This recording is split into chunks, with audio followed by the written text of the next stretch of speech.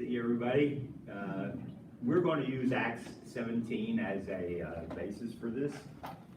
I stole, borrowed, plagiarized, whatever word you want to use from a book that just came out called Strange Religion, and it's by Nietzsche Gupta. That's how you pronounce his name. Anyway, and he calls it Strange Religions. I used the King James version of this, Strange Gods, because I think it fits a little better. We're going to be talking about gods, not necessarily religions, and so we'll go through that and some of the things that are involved in that. Let's have a word of prayer. Father, we're thankful for our time together and the opportunity to study your word. We're thankful for your blessings and your guidance, and we ask you to be with us as we examine some things from Scripture and the culture around the first century church, and we ask you to give us wisdom and understanding in Jesus' name. Amen. Amen. Some people think today that we're becoming a pagan culture, but they equate paganism with atheism, and that's really not the case, because in the first century, Christians were atheists. One God, now, and that's how they saw it. So we have to be careful how we define things. But some of this has come out of over the years, and I was thinking about how to introduce this. Those of you who are movie buffs know about Marvel Comics and DC Comics and the all the things, Thor and whatever other characters that they've now expanded to in their universe. And so you see here the sort of the Norse gods and things like that. But that's not uncommon. And then I go back to Stargate SG-1, the TV series. Oh, yeah. There you go. And those were the Egyptian gods, and so they pulled out all the Egyptians. So I learned a lot about Egyptian gods, not that they may have been accurate or not, but anyway, you get a picture there. And then we go back a little further into the 90s, and there were the legendary journeys of Hercules with Kevin Sorbo. And he had the Greek gods, Hercules, a Greek god, and I particularly liked the introduction every week in the time when the gods were just basically do what they want, mean, and wipe out people and treat people any way they wanted. Well, that was the mythology throughout the world. If you look at the Middle East or ancient Sumerian or Babylonian gods, it was the same thing. The gods created man for the purpose of their own benefit, whether they wanted to play with them, like in the sense of they fight each other, or they were part of one versus the other, or to bring them food and sacrifices and things like that. The mythology brought these gods out that way. They had no relationship with man whatsoever. It was humans who had to offer up the sacrifices, saying, if I give you this, you're not going to hurt me, type of thing. Or, if I give you this, you're going to bless me. And so those were the types of things. Well, the Greeks had the same thing. And if you look at, if we look at some of the hierarchy that's going on in there, well, let's look at Acts 17. We're going to split this up over a period of time. Verse 16, Paul has been in Greece. He is sent down from Berea by himself to Athens. He's waiting for them there. He is greatly distressed to see a city that is full of idols. Now, I thought, why is Paul distressed? He grew up in Asia Minor, southeastern Asia Minor, Tarsus, which is on the coast, or near the coast, right as the modern-day Turkey had the land turned south. So in that area. He spent his first missionary journey in Asia Minor, walking around. Every town had gods, had idols, any number of them. And now he's been in Greece, Philippi, a Roman retirement center. There's Thessalonica and Berea. So now he's in Athens, and he's distressed at the number of gods he sees there. And so I got to thinking about what was Athens with all these gods that this stressed out Paul. And I started reading and doing a little research on that, and found out there are gods all over the place. I mean, we're not talking even street corner, we're talking a whole block. If you had a business, you had your business god, you had your private gods, there were gods all over. There were wooden gods, they made wooden gods, and they dressed them. And the author of the article said, sometimes they may have 10 or 12 layers of clothes on. That people just kept putting on these gods. This is how expansive all this came in a society that gives us the mythology of gods like Zeus and things like that. They have expanded it greatly. Everything was worshipped. I think if we went to India, we would see the same type of thing, somewhat in Japan as well. And so this was something that Paul was really surprised at, I think, and just distressed him. Yeah, they became like the Egyptians. The Egyptians had a god for everything. Yeah, every business, every multitudes of them. There was a hierarchy of the gods. The Olympians were on top. That's Zeus and Hercules and that group. They defeated the Titans, not the Tennessee ones. So it may not be too hard. Anyway, and so they were the second layer. There were weaker and local gods that were involved. Then came the emperor and his armies, and the Senate. Emperor worship started with Augustus pretty rapidly in Asia Minor and spread. And so emperor worship was a pretty powerful influence even in the days of Paul. There were then the rich and the educated, the craftsmen, and then going down further, you had the commoners, the women, the children, the household slaves, and finally the slaves and the quarries. And everybody had a god in all that, for whatever purpose that was involved. And the people who controlled, who won the battles saw their god winning. And those who lost the battle saw their god losing. And so these are the things that were facing Paul as he walked through Athens, and all the power that was involved in that. Pliny the Younger, author we sometimes quote for other reasons, wrote this. He said, one priest, this is how this ritual was done. They took this seriously. This was not, oh, let's just go throw something on an altar. They really got into this stuff. So one priest would read the ritual. A second would perform the ritual. A third would observe to make sure it was done correctly. And the fourth to maintain silence. That's how they were doing their all their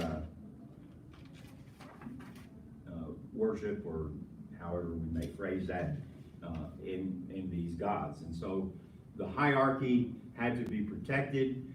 Everything had to be done right and correctly in the right way, or had to be redone. You couldn't just be willy-nilly about it. You had to go in and really do it in the right way. And again, people had their local gods or household gods. In Pompeii, the volcano that covered it, they've been digging in there trying to find. They keep finding information. They have found pottery with local gods, household gods on it. And so people were just worshiping everything. Again, we talk about trees and stars. Bible often mentions that, but there are many other things that were involved in the worship. And it had to be done in the right way, and the priests required it that way. A rather humorous story came from the book that this Roman general was on his way to Carthage. They had a series of several wars. Rome was trying to destroy Carthage. It was a threat to them, or they saw it as a threat. Carthage being in North Africa. And so in one of the attacks, the priest said, we need to get our chickens out and read the things that, why chickens? That didn't make any sense either, but okay, we'll try chickens. And so they had a couple of chickens, and the priest read whatever they had to read, and they told the general, now's not a good time to attack. And the general was mad, so he picked up the chickens and threw them in the ocean. He then lost the battle. So, you know, I know there's no connection there, but anyway, it's kind of funny that he ignored what was going on, and then even lost that little thing. There was a made-for-TV movie series called Masada with Peter O'Toole, and it was kind of had a similar thing, even though this is fiction. He was preparing to attack Masada, and the priests wanted to do their thing, and so they cut open whatever, I think whatever sheet or whatever, and found all kinds of bugs in it, and said, "Oh, this is not a good time." And Peter O'Toole's character just went and walked away because he realized that some Jews had snuck down and stuffed the bugs in the animals, and so he was pretty frustrated with that. But that's how it kind of gives a picture of how people said, oh, we need to go to the gods first and see what they have us do. And so they were religious people. These were not people who just did what they want to do. A lot of people decide that human beings are very religious in many ways. And we look around and say, well, they're not the way we do, like go to church and just different things like that. But when we look around and you think about some of the things that are going on a Sunday, are people religious? Are there routines or things they go through? Well, you going down to downtown here at 12 o'clock when the game kicks off, what happens before, right? There's the tailgating. Oh, we gotta go down and tailgate. You know, there were yesterday's games. You know, there's the wearing of the colors and the different cheers, and you know. And again, I'm not saying that's idolatry. I'm just saying we're pretty religious in certain areas. We have these certain way of doing things, and so, and I know I'm picking up football. I know I don't have too many neighbors that are too fond of mowing grass, but I have been in places where manicure had to be perfect, you know, and they were out there every other day, you know, clipping little. And are you sure you're not overdoing it in this and these types of things? So we can even look at ourselves and have to ask, do I have a routine? You know, is there things that, well, I've got to stay home and watch this TV program, or I've got to drive a certain way to a certain place. And so, George, so I got a question. So in the case of these cultures throughout history, so many of them, if not all of them, you know, they have, you know, a multiplexity of so-called gods, right? And I was wondering if, like, the research that you've done so far, if the authors or scientists, whatever they were, try to reason why it was so that these cultures all kind of came up with the same way of embracing, you know, the heavenly realm, if you will. Yeah. You know, you got Egypt with what they did, you've got, you know, Greece, you've got, you know, there's so many cultures, and they all came up with the same thing. So what was it about man that said, hey, not only are we gonna have, like, you know, one, we're gonna have 20 gods, or whatever the case may be. What was that about? and based on your research, if you have an answer. Well, I'm not sure I have an answer, but you think about it, not only did they come out with a multitude of gods, and they saw it like the sun god, the stars, the moon god, or if you go summer, winter, you have all these different things. And they came up with the same idea that gods hate people, or dislike, or want to control. So the view from the, I think from the people who put the mythology together was how they saw, this is how they saw gods. That, well, there's this God and he controls this, and so now they come up with these different names and they have these different gods, but who really rules? And so now they've come to figure out how we get one top dog. And so now you come up with gods fighting each other. But then you have armies fighting each other.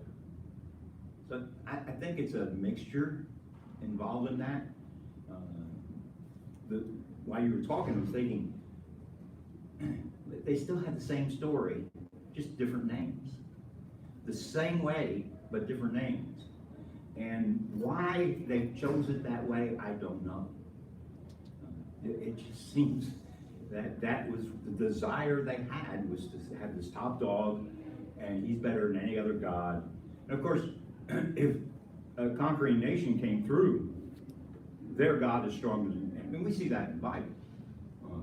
Yeah. You know, the Syrians at the gates of Jerusalem. What God can stop us? Did the gods of this city or that city or this country stop us? You think Yahweh is going to stop us? I'm surprised. Don't antagonize God. Yahweh, you know, he's going to stop you. But you know, the Assyrians thought they could conquer everybody.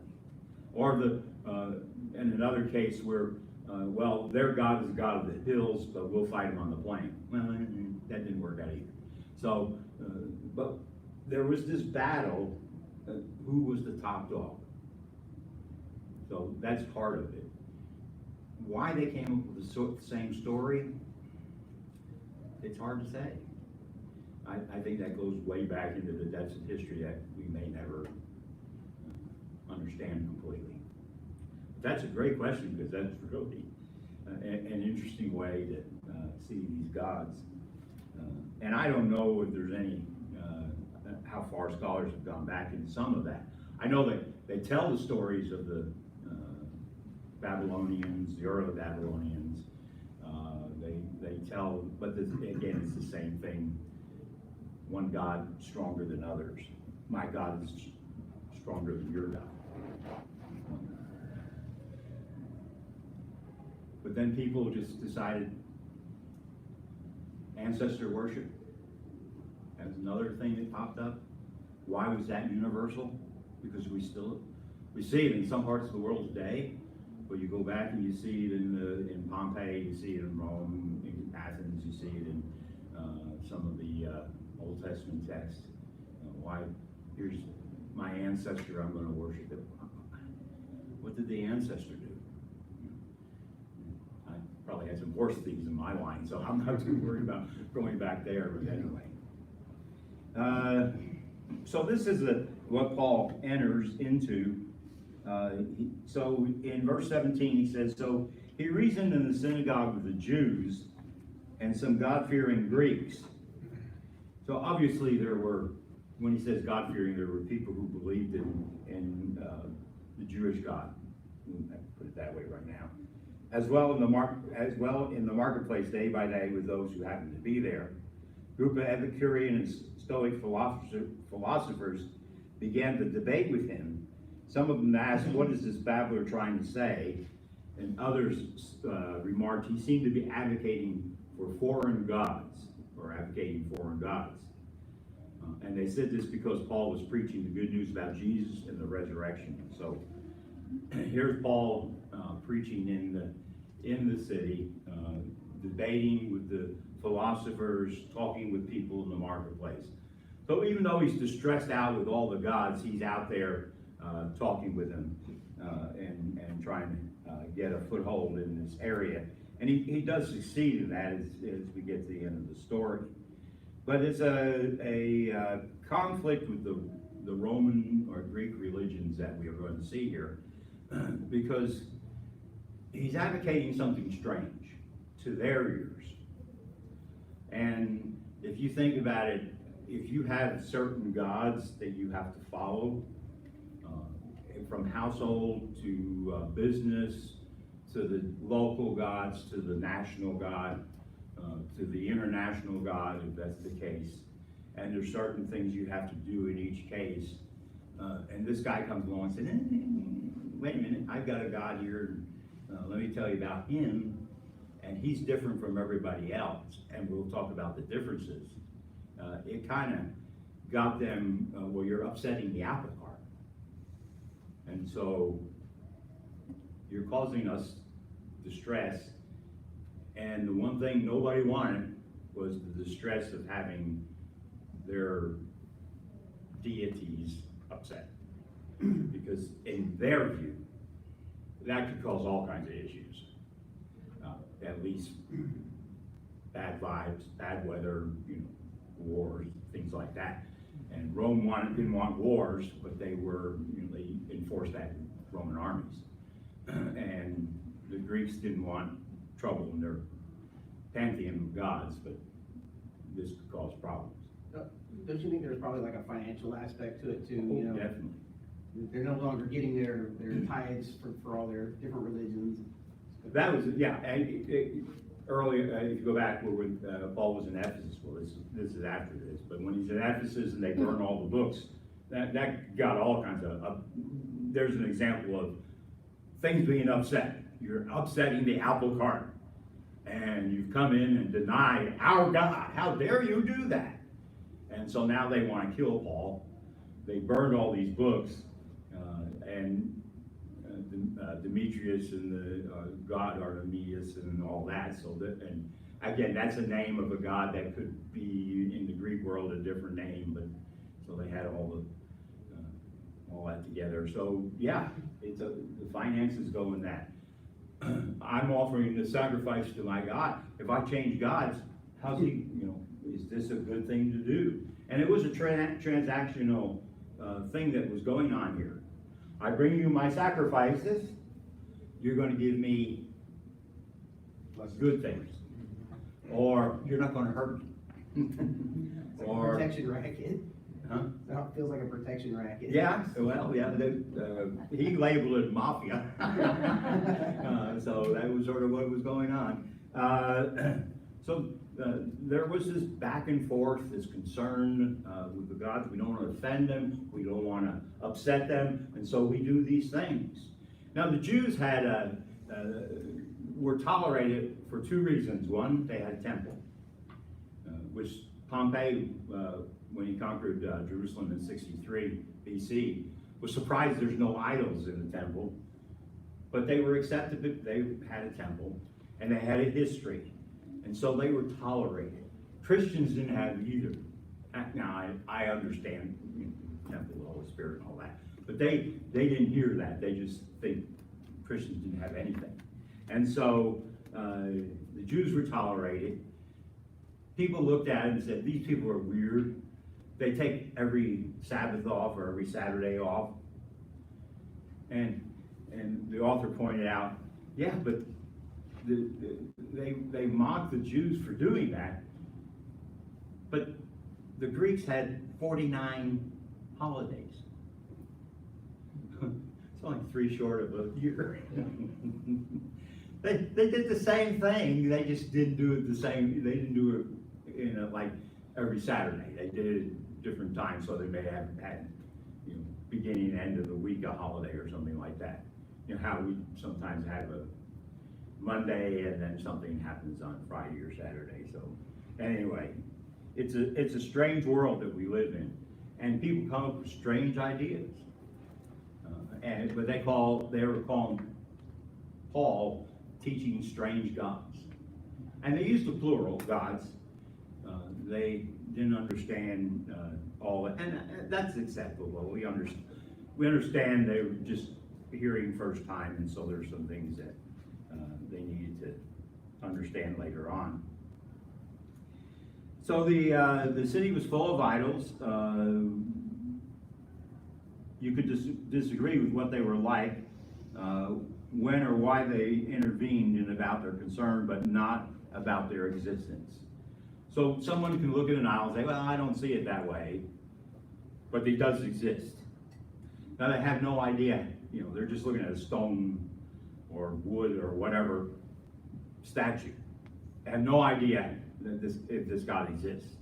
Because they had it was just a system of, yeah, we just accept it. He's a God, he exists. Zeus exists, Hermes exists, whatever, Hercules exists. We don't know how, we've never seen him, and you go back and Baal and whatever other God you find in the Bible, they exist.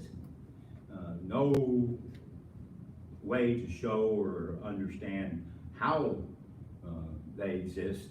What proof do you have is just an acceptance of doing that. Sort of a blind faith that they had. And so this was what Paul was walking into. This conflict, this is the conflict he would bring to them. And he's going to say, when he goes to the Areopagus, or if I ever say that right, he's invited up there to explain to them what he was talking about. Now, an interesting thing came up in verse 19. They took him, brought him to the meeting, is that how you say, Areopagus. Yeah, thank you. Where they said to him, they brought him. And I'm not sure if, when they say he brought him, this was a friendly invitation or you're coming with us. I was listening to N.T. Wright this week, talking about this very text, and he said, this really wasn't the, come up here and have a seat, let's have a little discussion. It was, you come up here, we're going to question you. It says they took him and brought him. Yeah. So Wright suggested it's a law court, or at least a inquiry into what he was teaching. And that's kind of interesting to me. I would love to have had more information, because this was only about an 8-minute talk. The thing is, he's coming out with the Book of Acts at the end of the month. So that's probably where all the source material is, and I don't have access to it. So anyway, we look at it as, Paul came up there and debated with them, but this may have been more of an inquiry. You're kind of upsetting the apple cart here, and we want to understand this a little better. We're not sure we're going to accept what you're saying. And again, we don't see this a lot, but in text, but you upset the apple cart, you could be in a dangerous position, and somebody could come along, knock on your door, and where's that guy that was talking? No, he disappeared, quietly. So it's messing with the gods was not something that was tolerated. There were limitations as to what you could say about gods, or you would face serious consequences. And Paul, I think, is being questioned here about some of this. They seem at least to discuss back and forth, but it's kind of an interesting way of looking at it. And so Paul comes there and he talks about people of Athens, verse 22. Now, verse 21 says, they love to talk about different things, latest ideas and stuff like that. Early talk radio, okay? Pundits discussing things. Yeah, that's the way they did things here. But they didn't have anything else to do with their lives. Whereas the common person, he's out in the street trying to, bad day today, I'm gonna have to maybe go offer a sacrifice tomorrow, see if I can get better results out of what's going on here. So they didn't really care much about beyond that. And he says, the people of Athens, verse 22, I see that in every way you are very religious. For as I walked around and looked carefully at your objects of worship, I even found an altar with an inscription to an unknown God. So you are ignorant of the very thing you worship, and this is what I'm going to proclaim to you. An unknown God. This is a desperate society, it seems. We have to have a place for an unknown God. They wanted to cover all bases. Yeah. Yeah. You know, so, Making sure they didn't miss it. and I started thinking about this. Alexander the Great went all the way to Egypt, all the way, well, he did go to Egypt, all the way to India. Yeah. Did they bring gods back from India? Did they import them? Were they so fascinated by every god that came along that they wanted to, and maybe that's why Paul was stressed there were idols where did that come from? What's that? You can think they may have a calf or a bull or something like that from Egypt. They have Norse gods, they have unknown gods from ancient Russia, whatever that was called, or Gaul, or what's going on in this town, and all these distinctions and things like that. So anyway, they are seeing all these things. Paul's seeing this and saying, here's an unknown God. And I want to tell you about this unknown God. And so that will be the rest of the sermon. We'll look at that a little bit later. We're going to see some conflict with the Roman religion with faith. Christians had faith. The Greeks and Romans, there wasn't any faith in this. Just, we accept there's a God, and then we just go on, we do these things, we go through the motions, and we offer it up, and off we go to do our thing. They do it the right way. They do offer the right sacrifices. Don't get me wrong, they do that. But when it's done, it's done. And so there is, we talk about seeing the unseen from Hebrews chapter 11, but that was not something they were concerned with. They were not concerned with seeing the unseen. They just accepted, oh, there's a God. There's a Zeus, again, a Hercules, but we don't care whether we see him or not. And then they believed things seemed, believing things seemed absurd. To believe in a God seemed to them absurd. They just exist. It was even disturbing. It wasn't something they attached to. There was the religious language, but there was faith language in the Christians. Christians talked about having faith in God. They have a belief in God. They have that there's things to do before God. Whereas, Zeus exists, I'll do this, bye. And so there was, even though they were religious, it was a transactional type of religion. It was, if I give you this, you give me that. If I do this, you'll do that. If I do this, you'll not do something. So there's this back and forth, That's how they approached it. And if things didn't work out, I did something wrong, I need to go correct it. Or, and sometimes, most times that's how they would view things. The author said there's a few times where people would say, well, I'm not going to believe this anymore. But they kind of backed off that and came back to the idea that they believe in things. But there's no personal relationship here. There's no, I'm going to follow this God because he's concerned about me or he loves me. And Paul's going to come and say, I'm going to tell you about a God who's intimately involved in human life. And so this is a contrast, and it's a surprising thing to them. No God is intimately involved with human beings. No God is involved with human beings at all. If they don't like us, they'll stomp on us. That was the simple thing. And Paul's coming along saying, well, let me tell you about a God who's different than that. They created, the pagans created gods who were or created humans because the gods wanted playthings, or they wanted people to offer sacrifice, bringing food. And Paul's saying, I've got a God who's totally different than that. He's not here to have food brought to him. He's not here to play with human beings. He's here to build a relationship. And this is a challenge to the Roman and Greek world. It's a challenge today. It's a challenge to Egypt. It's wherever we look, even through Scripture. Israel was a challenge to the nations around, that their God was different from everybody else. And of course, you read Psalm 115 and Isaiah 44 and a host of other texts. God is not too keen on idolatry. You carve your idol, you put it on a cart, and you carry it around with you.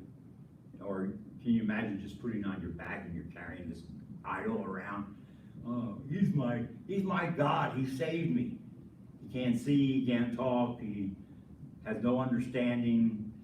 How did he save you? And we look at it and say, these people were crazy. But it was all ingrained in their beliefs. It was all ingrained in who they were. And this was the conflict that Paul and the first century church had to deal with. It's the same conflict in Israel as well, but Israel caved in too much. The church this is where they had to come face to face. And it wasn't always a pleasant experience. When you read of the martyrdom and you read of the challenges, think behind that.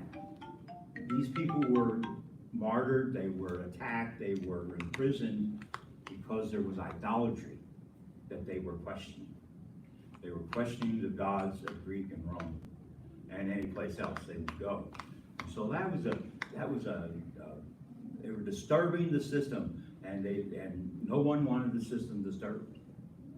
And so, you're upsetting the world. And I know we don't see that a lot today in some places, but we can upset things or disturb things if we're not careful. Christians were called believers, brothers and sisters in Christ, the way, the saints. They were people who looked at things at one another differently based on who their God is. And that's how we do things. We look at things differently based on who God is, on how he sees us. So Jesus called for faith himself, and faith became an important aspect of the relationship with God. This is what Paul was going to teach to the Athenians. This was the challenge he was bringing to them, and that the Christian God was different from the pagans. That your gods don't care, my God cares. My God loves all people. So up to this point, anybody want to make any comments or questions? Well, I'm either doing a good job or nobody knows what I'm talking about. One of the questions that they might have, Jesus came down as God, and, Right. But yet, people look at God as being omnipotent, being powerful, like you were saying, will manipulate people, will destroy. But have a God that comes down to earth and is actually killed, Yeah. less people. I mean, that's kind of totally counter to what their vision of a God would be, I think, also. Oh, definitely. But then resurrected and ascended. So, Yeah. man, that's got to have thrown them into a real. Well, yeah, kind of a tizzy. There's several things there. One, Paul proclaiming a God who was crucified. Only people in this time that were crucified were criminals of some type. Insurrectionists, whatever, slaves, if you go back several decades before the first century, there was a slave revolt, some 70,000 slaves were crucified. So everybody knew if you were crucified, you were some type of criminal. And then he talks about the resurrection. Well, everybody knows nobody's raised from the dead. Dead people don't rise. And you're proclaiming a resurrection? Even the mythology of the gods, nobody comes back from the grave. Nobody. Now, again, going back to Sorbo's Hercules, then, anyway, there's some questionable things there. But, for the underworld had their own god. I think you really want that. Even the underworld, death, had their own god. They saw people alive, if you use that word, in the underworld, but they would never come back to earth. But they had their own god. There was a god of the underworld. Where are all these gods coming from? It just staggers the imagination that they create these, that people came up with these things. But we went to Alaska, and I didn't get a chance to really talk with a lot of people about that, but they did mention the totem poles. Totem poles told stories. Some of the stories were family stories. Some of the stories were tribe stories. Some of the stories were religious stories. And I would have loved to spend a little more time on the religious aspects of it. What is especially since this class was coming, how is this story told? And what do these things mean? Did they have one God, or were there different ways of looking at the gods? So I didn't get into that. We go through some of the Native Americans, and we see some of the differences. Some tribes, very limited religious aspects. Other tribes, much more detailed. So anyway, so we may see some of that in our own country.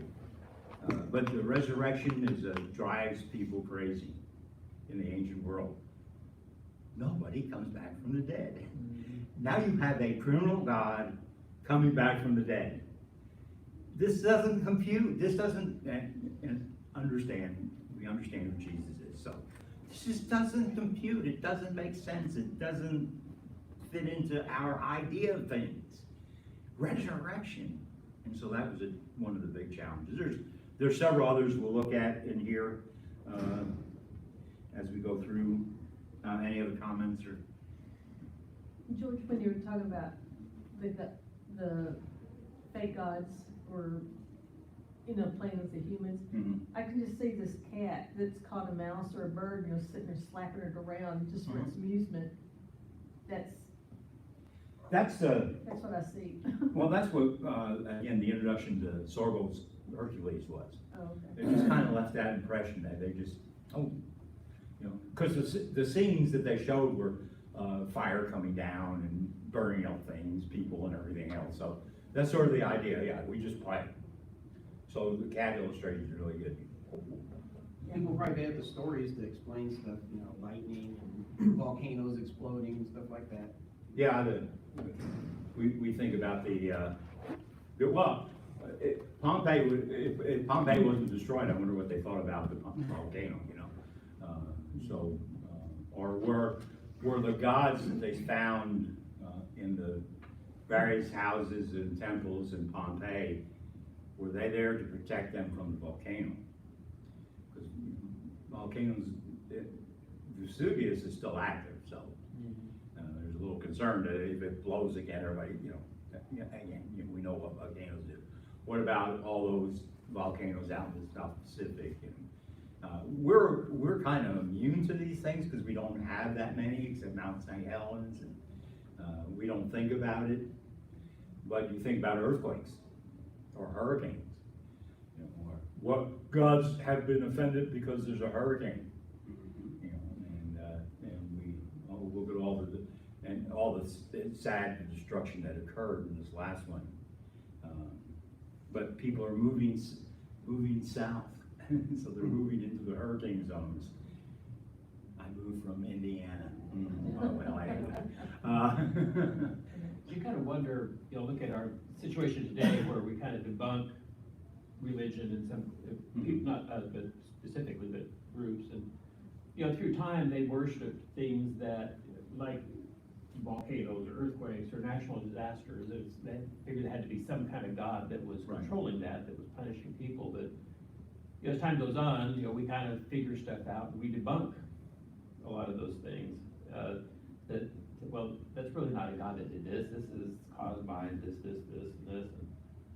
And you kind of wonder if that's kind of same reasoning or mentality comes into play sometimes when people think about God. Yeah. Is that really, Has our reason become God? yeah, And, or have we gone too far? Mhm. Okay, we understand how volcanoes work and earthquakes and that, but are we rejecting some other things that maybe we, yeah, like Satan, yeah. demons and things like that, so there's kind of a little bit of a struggle there. Mhm. And it raises other questions, but I'm not into that. I'm not gonna go there, sorry. That one you'll have to be left guessing. Because I don't wanna, but there's if you are interested, there's a fellow, he's passed away, but his name's Michael Heiser. And he's written a number of books on the unseen world and some of the ancient views of how people saw gods. And it's not easy reading. I mean, it's not light reading like, oh, I can read this in bed. But it has some interesting things in it. So belief was the key here. People accepted there were gods, but it didn't motivate them to become change or to change. Whereas Christians, they not only accepted, they believed, and they believed that there needed to change. And so this motivated them to look at things differently. And they became known as atheists because they only believed in one God. Well, now you've got a conflict because we have multiple gods. We have the national, the international, the local gods, the gods of the different businesses and so forth. If you're walking down the street and what do you do if a fellow says, well, come into my shop, but you first have to bow to my God? No, I don't think so. What's the difference between being atheist and monotheist? Well, again, we're looking at the first century world. So the atheist, they just define atheist as believing in one God. They may not believe in any gods, but they looked at Christians as only believing in one God, rather than multitude. Everybody believed in a multitude of gods. So that's why there was that difference. Now the monotheism is, again, belief in one God. The Jews had that. They were tolerated, again, going back, they were tolerated some because of other reasons, though they were looked at as weird. And then when things happened in the middle, in Jerusalem, they weren't tolerated. But anyway, that's some of that. Now, we're going to stop here because I get into some of the conflicts. The last class I'm planning on is to talk about some things that are happening today and how some of the phrases that are being used, like cultural Christian, and how that's maybe having an impact, a positive impact that we may not think about. And so we'll look at that in relation to some of the idols that we're having. That's down the road. If the creek doesn't rise, it won't rise. And Lord willing, and I don't die of whatever allergies I have right now. So anyway, thanks for being here.